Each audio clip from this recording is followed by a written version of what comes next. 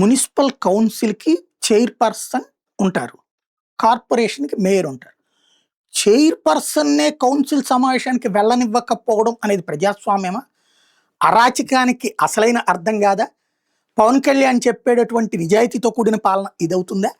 గురజాల్లో జరిగిన ఈ అసహ్య అరాచకపు పరిస్థితికి ఏమని చెప్పాలా? కనీసం ఈనాడు జ్యోతి వార్త కూడా రాయలేదది.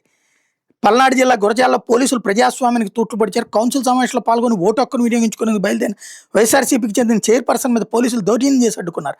ఆమె సెలవులో ఉన్నారంటూ కౌన్సిల్ హాల్ గేటు బయట నిలిపేశారు. టీడీపీ కూటమి నేతల ఒత్తిడి మేరకు గురజాల నగర పంచాయతీ నుంచి జంగమహేశ్వరపురం గ్రామాన్ని విడదీసి ప్రత్యేక పంచాయతీకి మార్చేందుకు కౌన్సిల్ తీర్మానం కోసం సోమవారం ప్రత్యేక సమావేశం ఏర్పాటు చేశారు.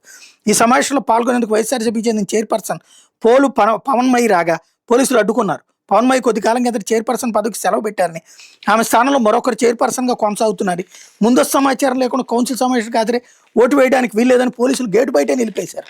చైర్పర్సన్ పదవికి సెలవు పెట్టా కనీసం తన కౌన్సిలర్గా అయిన సమావేశంలో పాల్గొని ఓటు హక్కు వినియోగించుకునేందుకు అవకాశం ఇవ్వాలని పవన్మయి కోరిన మున్సిపల్ అధికారులు పోలీసులు అనుమతించలేదు. దీంతో ఆమె గేటు వద్ద బైఠాయించి ఆందోళనకు దిగారు. ఆమెకు మద్దతుగా వైఎస్ఆర్సీపీ కౌన్సిలర్లు వచ్చి పవన్మయికి సమావేశానికి అనుమతించాలని డిమాండ్ చేశారు. కానీ పోలీసులు, మున్సిపల్ అధికారులు మాత్రం ఆమె సెలవులో ఉన్నారని లోపలికి వెళ్ళకుండా అడ్డుకున్నారు. చాలాసేపు వాగ్వాదం అనంతరం ఆమె బయట ఉండగానే కౌన్సిల్ సమావేశం నిర్వహించారు. మొత్తం 20 మంది సభ్యులు కానీ 18 మంది హాజరయ్యారు. గురజాల నగర పంచాయతీని జంగమహేశ్వరపురాన్ని విడదీసి ప్రత్యేక గ్రామ పంచాయతీగా ఏర్పాటు చేసే తీర్మానానికి అనుకూలంగా టీడీపీలో కొనసాగుతున్న 11 మంది, వ్యతిరేకంగా వైఎస్ఆర్సీపీకి చెందిన 7 ఓటేశారు. మెజార్టీ సభ్యులు ఓటు వేయడంతో తీర్మానాన్ని ఆమోదించారు. ఎందుకంటే రాక్షసత్వం ఏమైనా ఉంటుందా? ప్రజాస్వామ్యానికి తుట్లు పడవడం కాదు ఇదంతా.